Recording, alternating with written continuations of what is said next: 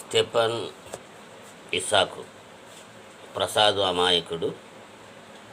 మీ ఇద్దరికి నేను ప్రేమపూర్వకంగా ఒక తండ్రిగా మంచి సలహా ప్రేమించి చెప్తున్నాను నేను మీకు. ఎందుకంటే మీరు నన్ను ఎప్పుడూ ప్రేమించలేదు, అందుకే మీరు పెళ్ళిళ్ళు చేసుకున్న నన్ను కాదని చేసుకున్నారు, నన్ను రావద్దని చేసుకున్నారు. ఇవన్నీ తెలుసు మీకు. మీరు ఏం చేస్తారంటే మొండి అబద్ధికులు. మీరు మీ అంత అబద్ధము, మీ అంత మొండి ఇంకా నా జీవితంలో చూడలేను. కానీ అంత మొండి, అంత అబద్ధం ఆడతారు మీరు, మీ అమ్మ.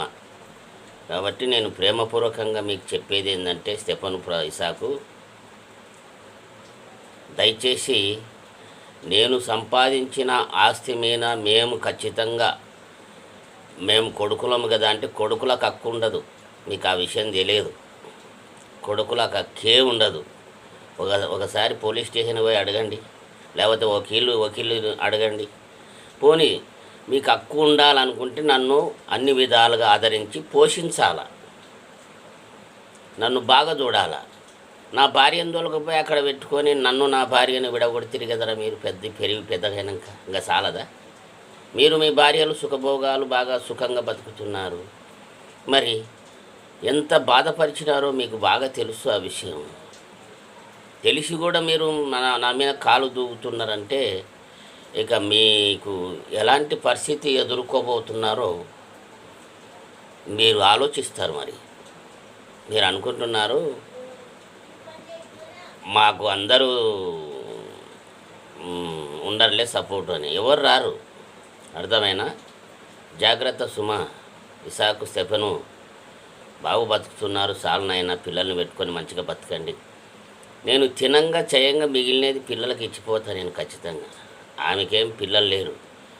నన్ను సంరక్షించింది కాబట్టి ఆమెకు కూడా కొంతవరకు సహాయం చేయాలని ఆశించి నేను ఈ ప్రాంతంలో ఉండడానికి ఇష్టపడడం లేదు కనుక మీ అమ్మకు కూడా అదే చెప్పినా. నేను ఈ ప్రాంతంలో ఉండడానికి నాకు ఇష్టం లేదు. వీళ్ళ ద్వారా నాకు చాలా భయంకరమైన బాధ ఉంది. నేను ఇక్కడ ఉండను. ఒకటి అమ్మేసి ఏరే స్థలంలో ఒక ఇల్లు నిర్మించాలా, అక్కడ పోయి ఉంటాను అని చెప్పిన. ఇప్పుడు కాదు, ఒక సంవత్సరం తర్వాత అని. మరి ఆ మాట చెప్పలేదా మీ అమ్మ? చెప్పింటది. కానీ మీరు పెడచెవిన పెట్టి ఏదో కాలు దూకుతున్నట్లుగా నాకు అర్థమైంది. మీ కాళ్ళు దూకితే మంచిది కాదమ్మా, మీరిద్దరు అనుకుంటున్నారు. జాగ్రత్త. ఇప్పటికే కోర్టుల చుట్టూ, పోలీసుల స్టేషన్ల చుట్టూ తిరిగినారు. ఇంకా తిరగాలనుకుంటే ఒకవేళ రాండి, ఇంకా మీ ఇష్టం. అది నేనేం చెప్పాను. వాడు పాస్టర్గా నువ్వు బాగానే బతుకుతున్నావు, భార్య పిల్లలతో సుఖంగా మంచిగా ఉండండి. ఇంకా లేదు మేము ఖచ్చితంగా పోలీస్ స్టేషన్ల చుట్టూ తిరుగుతాం, కోర్టుల చుట్టూ తిరుగుతామంటే ఇంకా రాండి, మీ ఇష్టం. నన్ను కొట్టి కానీ నన్ను నా మీద దాడి చేసి కానీ పోయినారంటే మీ మీద ఖచ్చితంగా చర్య తీసుకుంటా. ఇంతకు మునిపే నన్ను కొట్టిపోయినారు. ఏరే వాళ్ళు కొడితే కూడా నన్ను కొట్టించినట్లుగా చూచిపోయినారు. మీరు ఇన్ని చంపేస్తే కూడా పర్వాలేదు అన్నట్లుగా పోయినారు. మీ మీద కేసు పెట్టినాను, మీరు తిరిగి వచ్చినారు పోలీస్ స్టేషన్కి. ఇప్పుడు కూడా చెప్తున్నా చూడండి, జాగ్రత్తగా వినండి. ఇద్దరు స్టెఫను, ఇసాకు, మీరిద్దరూ ఏమాత్రం నన్ను గురించిగా నా చెడు సమాచారం ఇప్పటికే చెప్తున్నారు. ఆల్రెడీ చెప్పిరి. మీరు బాగా రానున్న దినాలలో ఖచ్చితంగా అనుభవిస్తారు మీరిద్దరు, మీ భార్య పిల్లల ద్వారా. రాసి పెట్టుకోండి ఒక డైరీలో. ఎందుకంటే అంత హింసించి బాధ పెట్టినారు మీరిద్దరు.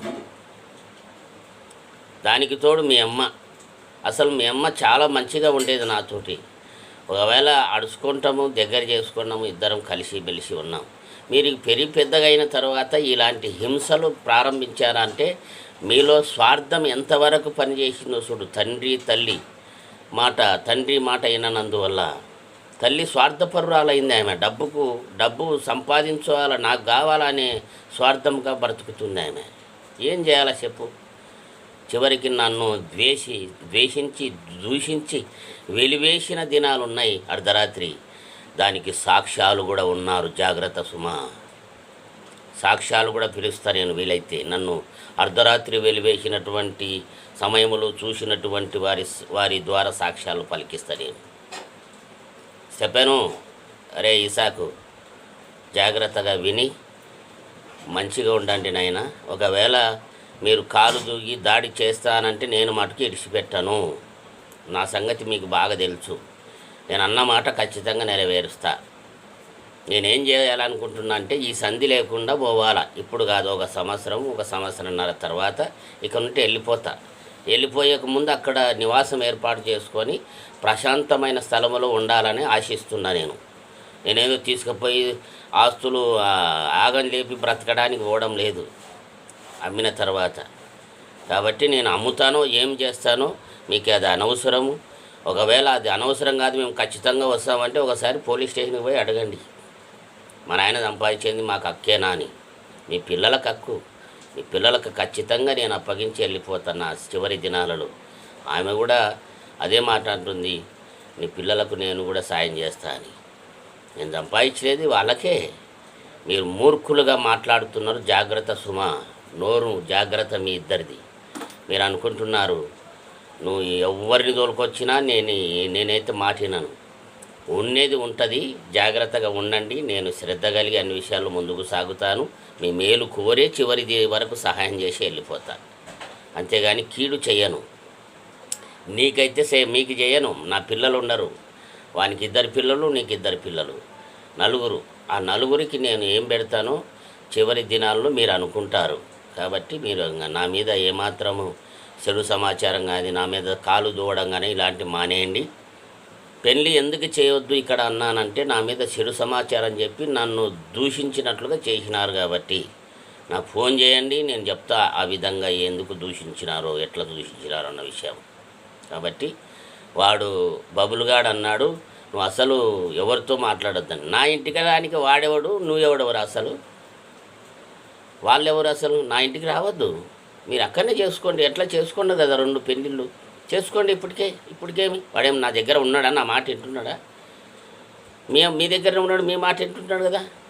కాబట్టి అక్కడనే చేసుకుంటారో ఎక్కడ చేసుకుంటారో, నేను మాత్రము రానివ్వను అన్న సంగతి గుర్తుంచుకొని మరసంగా ఉండి మర్యాదగా బతకండి నాయనా. ఇంకా అంతకు మించి నేనేం చెప్పను. ఒకవేళ వచ్చినారంటే ఇంకా అది మీ ఇష్టం. నేను చేసే పని నేను చేస్తాను. నా దగ్గర అన్నీ ఉన్నాయి ఆధారాలు, మీ వెలివేసినవి అన్నీ కూడా ఉన్నాయి. జాగ్రత్తగా మీరు ఈ విధంగా ముందుకు సాగాలని ప్రేమపూర్వకంగా మనవి చేస్తున్నాను. ఇట్లు